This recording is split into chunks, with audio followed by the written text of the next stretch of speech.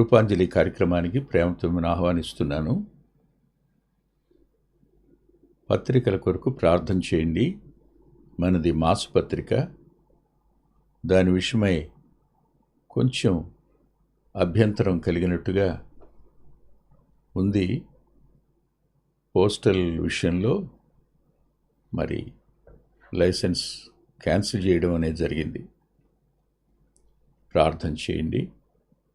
ఇప్పుడు మనం అది రిజిస్టర్డ్ మ్యాగజైన్ అయినా వారు ఎందుకు అలా చేశారో మనకి ఎక్స్ప్లెనేషన్ ఇచ్చారు, కానీ ఆ ఎక్స్ప్లెనేషను అనేది మళ్ళా దాన్ని రెక్టిఫై చేసి పెట్టడం జరగాలి. మరి ఎప్పటికి వస్తుందో తెలీదు. మర్చిపోకండి, ప్రేయర్లో జ్ఞాపకం చేసుకోండి. ఇప్పుడు మనం జీవిత పాఠశాల అనే అంశంలో మన వైపు నుంచి యోసేపు గారిని, ఆయన మరణాన్ని చూద్దాం. ప్రభు వైపు నుంచి చూసాం, యోసేపు వైపు నుంచి చూసాం, ప్లస్ తన ఇంటి వారి వైపు నుంచి చూసాం. నాలుగవదిగా మన వైపు నుంచి చూద్దాం. యోసేపు నేను చనిపోవచ్చున్నాను అన్న మాట వద్ద మన వైపు నుండి చూస్తున్నప్పుడు యోసేపు గారు ఎలా కనపడుతున్నారు? ఆయన అన్నమాట నేను చదివి వినిపిస్తున్నాను. దేవుడు నిశ్చయముగా మిమ్మల్ని చూడవచ్చి అన్నాడు. ఈ దేశంలో నుండి తాను అబ్రహాము, ఇస్సాకు, యాకోబులతో ప్రమాణం చేసి ఇచ్చిన దేశమునకు మిమ్మల్ని తీసుకొని పోవును అని చెప్పాడు. తల్ల ఉంచి ప్రార్థన చేసుకుందాం. మహిమ కలిగిన మా తండ్రి, కృప కలిగిన మా దేవ, లేఖనం మీది. మీరు మమ్మను బలపరిచేవారు, ఆదరించేవారు, తృప్తిపరిచేవారు, హెచ్చరించేవారు. మా జీవితాలకు చాలినంతటి సహాయం చేయడానికి మీరు మాత్రమే సమర్థులు. మీ చేతులకే సంపూర్ణంగా వింటున్న మా ప్రియులను, మాట్లాడుతున్న నన్ను అప్పగించుకుంటూ నీ దాసుడైన నన్ను మీ ఆత్మచేత నింపమని, మా సమయాన్ని ఆశీర్వాదకరంగా చేయమని యేసుక్రీస్తు ప్రభువారి పేరిట ప్రార్థిస్తున్నాం తండ్రి. ఆమేన్. యోసేపు గారు చనిపోతూ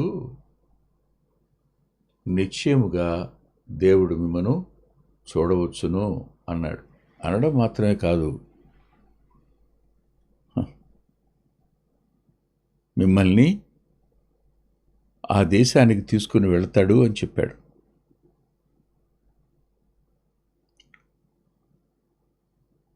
ఇరవై 25వ వచనంలో దేవుడు నిశ్చయముగా మిమ్మల్ని చూడవచ్చును అంటాడు.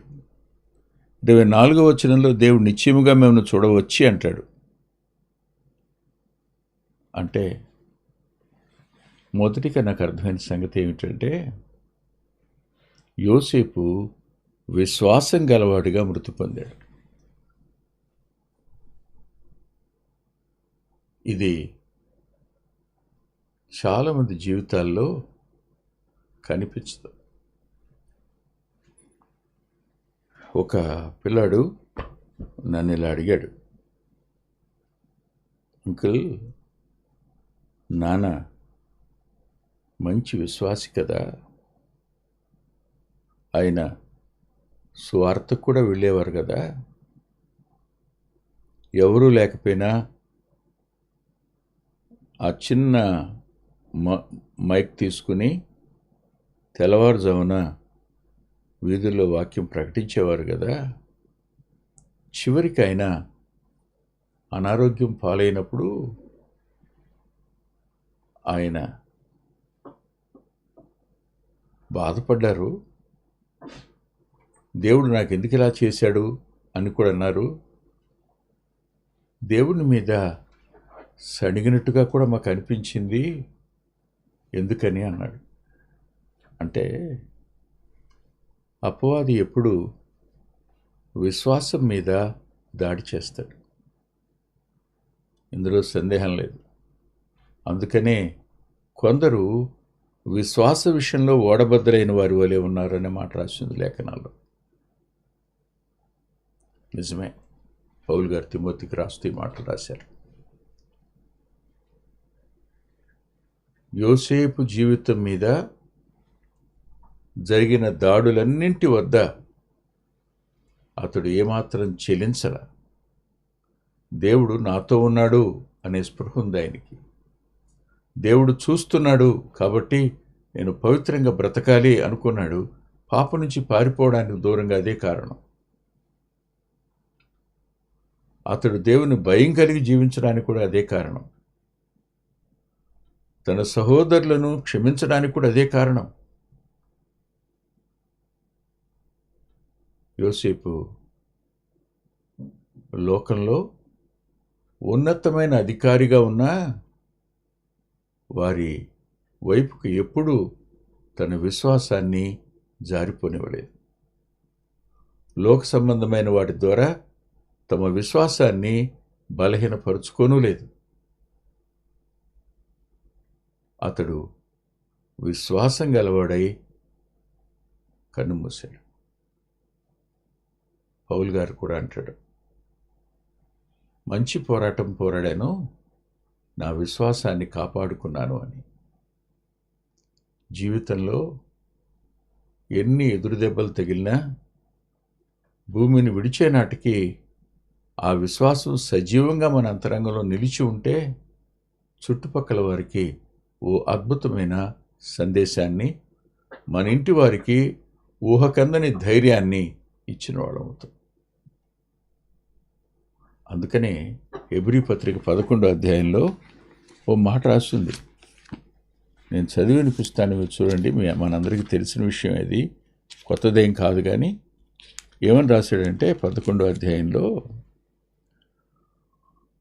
13వ వచనంలో, వీరందరూ ఆ వాగ్దానముల ఫలమును అనుభవింపకపోయినను దూరము నుండి చూచి వందనము చేసి తాము భూమి మీద పరదేశమును యాత్రికులమై ఉన్నామని ఒప్పుకొని విశ్వాసము గలవారై మృతునందిరి. విశ్వాసం గలవారే మృతి పొందారు అంటే తమ దేహాలను విడిచిపెట్టారని అర్థం, అంతేగాని చచ్చిపోయారని కాదు. భౌతికంగా చనిపోయినా వాళ్ళు సజీవులే, వాళ్ళు యుగయుగాలు జీవించేవారే. విశ్వాసం కలవారిగా వారు కన్నుమూశారు. వారు విశ్వాసం గలవారిగా దీర్ఘనిద్రలోనికి వెళ్ళారు. వారు విశ్వాస వీరులుగా తమ జీవితాన్ని ముగించారు. ఇది అబ్రహాములు, మన వైపు నుంచి అబ్రహామును చూస్తున్నాం. నెంబర్ 1. నెంబర్ 2 చూడండి, 50వ అధ్యాయం 24వ వచనంలో, నిశ్చయముగా మిమ్మల్ని చూడవచ్చి ఈ దేశంలో నుండి తన అబ్రహాము ఇస్సాకు యాకోబులతో ప్రమాణం చేసి ఇచ్చిన దేశమునకు మిమ్మల్ని తీసుకొని పోవును అన్నప్పుడు నాకు ఇలా అర్థమైంది. నిరీక్షణ గలవానిగా అతడు కన్నుమూస్తున్నాడు. నిరీక్షణ చూడండి. ఈ నిరీక్షణ దేవుని ఆత్మ వలన కలిగింది. ఈ నిరీక్షణ అనేది ఎప్పుడు సిగ్గుపరిచేది కాదు. యోసేపు గారు దేవుడు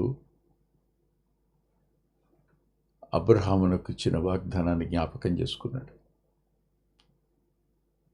నీ జనాంగం, నీ సంతానం 400 సంవత్సరాల కాలం ఓ దేశంలో ఉంటారు. వాళ్ళు వీరిని బాధ పెడతారు.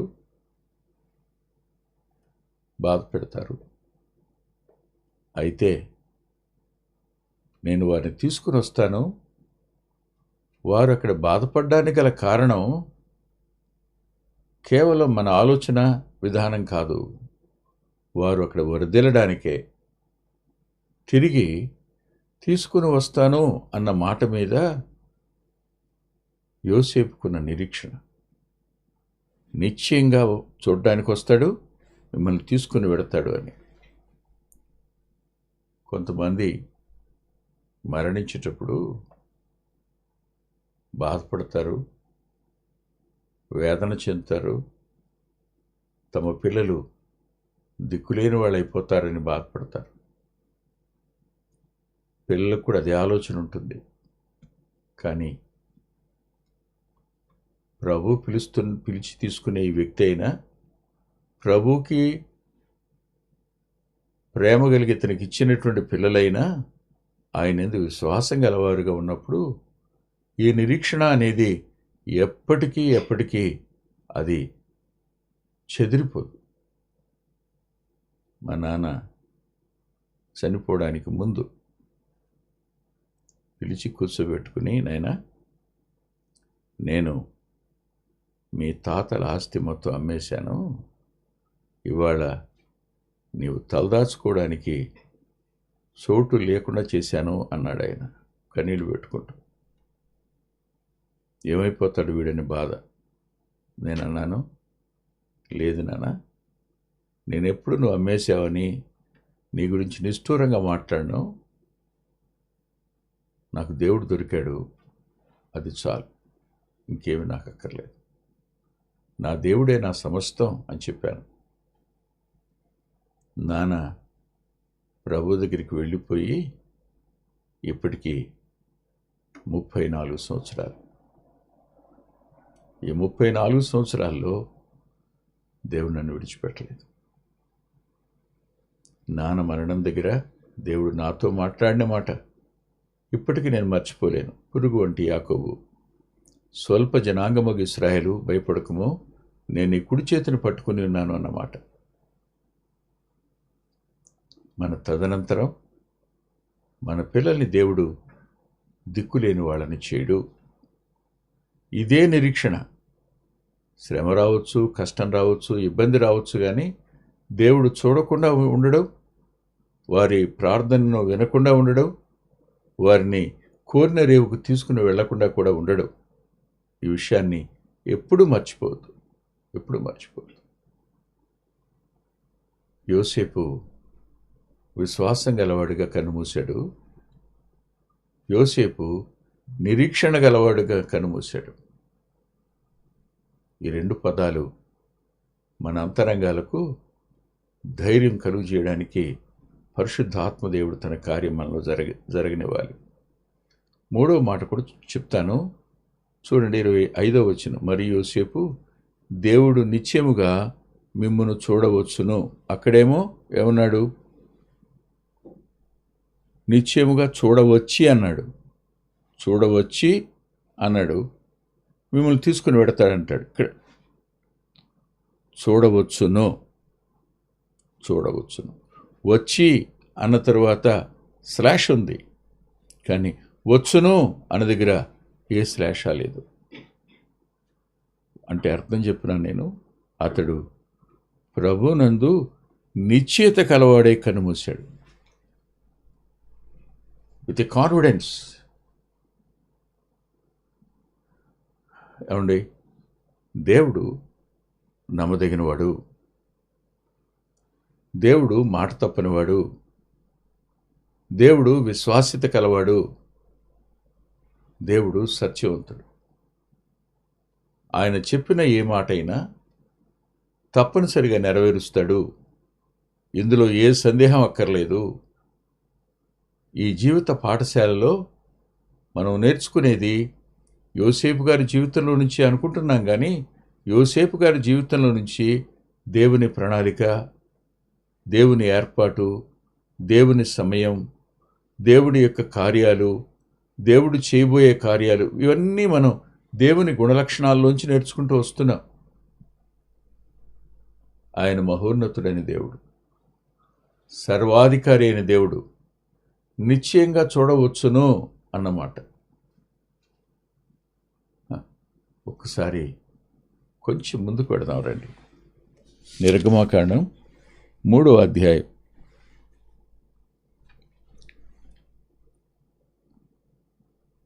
7వ వచనం, మరియు యెహోవా ఇట్లనెను, నేను ఐగుప్తులోనున్న నా ప్రజల బాధను నిశ్చయముగా చూచితిని, పనులలో తమను కష్టపెట్టు వారిని బట్టి వారు పెట్టిన మొరను వింటిని, వారి దుఃఖము నాకు తెలిసే ఉన్నది అన్నాడు.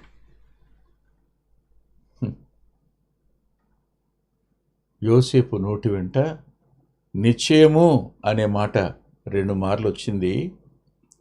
మోషేతో ప్రభు మాట్లాడుతూ నిశ్చయముగా అనే మాట మరలా వినిపింపచేశాడు. భక్తుల యొక్క మాటను, వారి విశ్వాసాన్ని, వారి నిరీక్షణను రాబోయే తరాలలో నిలిపి ఉంచడం కోసం ఆయన ఖచ్చితంగా కార్యం చేసి చేయడానికి సమర్థుడు. నిశ్చయము అనే పదం దగ్గర నిశ్చింతగా అతడు కన్నుమూసాడనిపించింది. ఇంకా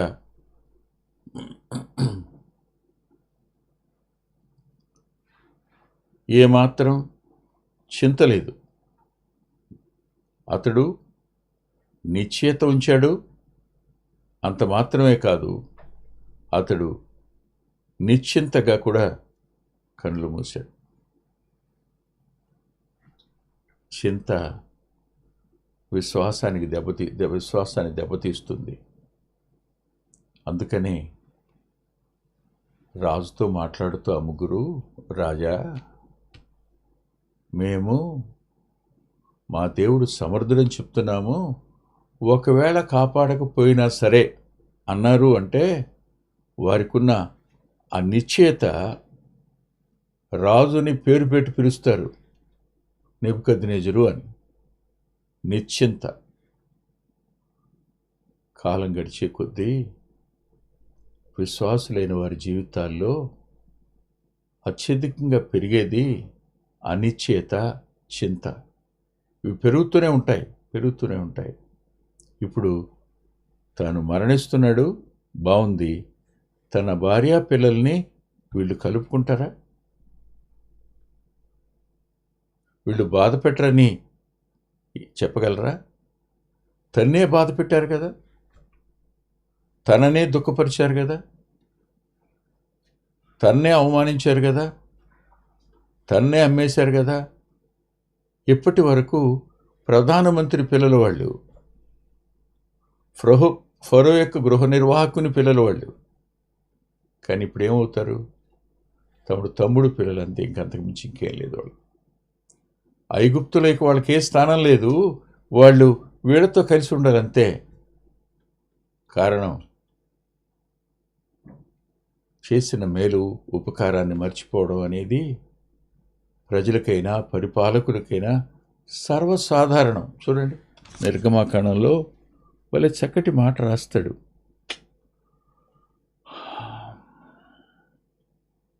మొదటి అధ్యాయం 8వ వచనంలో, యోసేపును ఎరుగని క్రొత్త రాజు ఐగుప్తు నేలను ఆరంభించెను. యోసేపును ఎరుగని క్రొత్త రాజు వచ్చాడు అంటే యోసేపు వల్ల ఈ దేశం ఏం మేలు పొందింది, యోసేపు వల్ల ఈ దేశానికి కలిగిన లాభాలు ఏమిటి, యోసేపు ఎలాంటి పని చేశాడు అనేది ఎరుగని వారు వస్తారు తరాల వెంట. వాళ్ళు మన పిల్లలకు సరైన స్థానం ఇవ్వకపోగా వాళ్ళని బాధ పెట్టడానికి, యోసేపు చేసిన దానిలో వారు కృతజ్ఞత కలిగి ఉండకపోగా అందులో కూడా తప్పులు పట్టుకోవడానికి ప్రయత్నం చేసేవాడు చాలామంది ఉండొచ్చు, చెప్పలే. యోసేపునే మర్చిపోయినప్పుడు మనల్ని మర్చిపోరని, మనం చేసిన ఉపకారాలను మర్చిపోరని ఎందుకు అనుకుంటారు? మర్చిపోయినా దేవుడు నమ్మదగిన వాడనే సత్యాన్ని మనం ఎన్నడూ మర్చిపోకూడదు. అతడు విశ్వాసం గలవాడే కన్నుమూశాడు, నిరీక్షణ గలవాడే కన్నుమూశాడు, నిశ్చయిత గలవాడిగా కన్నుమూశాడు, నిశ్చింతగా కన్నుమూశాడు. అంతేకాదు, ఇక్కడ మరో మాట కూడా నేను చెప్పాలి. అదేమిటంటే,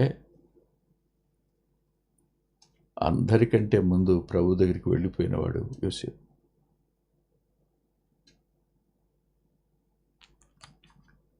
యోసేపు యొక్క శవాన్ని కనానుకు తీసుకుని వెళ్ళే అవకాశం లేనప్పుడు ఈ 11 మంది యాకోబు సంతానం పెద్దలు మరణించి ఎక్కడ భూస్థాపన చేయబడి ఉంటారు?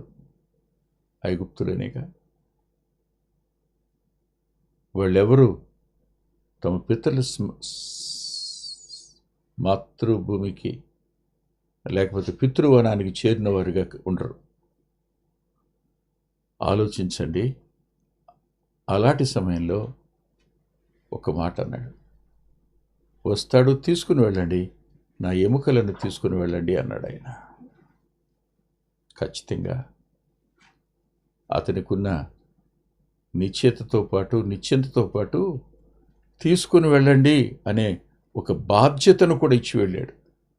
దేవుని యొక్క కృపాసహితమైన భవిష్యత్తు ఎరిగినవాడు నమ్మకంగా వారి యొక్క చేతులకు భవిష్యత్తు తరాలు, అప్పటికి వీళ్ళు కూడా ఉండరు, కానీ తరాల వెంట బాధ్యత నిర్వర్తించటం అనేది మాత్రం అతడు కళ్ళారా చూసుంటాడు. అందుకని విశ్వాసంతో అదృశ్యమైన వాటిని జరగబోయే వాటిని చూసిన వాడిగా యోసేపు మనకు కనిపిస్తాడు. తల్ల వంచండి, ప్రార్థన చేసుకుందాం. తండ్రి, విన్న మా ప్రియుల అంతరంగాలను బలపరచండి, ధైర్యపరచండి. ముందున్న సమయం వారి జీవితాల్లో మీ యొక్క ఆదరణను ఉండనిమ్మని బలపరిచి మీ నామానికే మహిమ కలుగు చేసుకోండి. యేసుక్రీస్తు ప్రభువారి పేరిట ప్రార్థిస్తున్నాం తండ్రి. ఆమేన్. ప్రభు చిత్తమైతే వచ్చే వారం కలుసుకుందాం.